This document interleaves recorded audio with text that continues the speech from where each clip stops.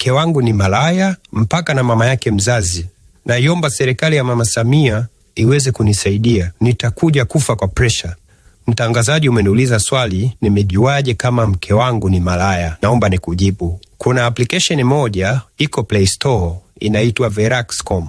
Hata wewe sasa hivi chukua simu yako, ingia Play Store, itafute, andika Veraxcom, i-download hapo kwenye simu yako, kisha chukua namba simu ya mke wako au ya mpenzi wako, iunganishe kwenye hiyo application ya Veraxcom. Utakamata message zote za mpenzi wako. Akituma message kwa mtu utazikamata, akitumiwa message utazikamata, utazisoma bila yeye mpenzi wako kujua kama wewe unazikamata message zake. Mke wangu nilichukua namba yake ya simu, nikaiunganisha kwenye hiyo application, nikaanza kukamata message zake.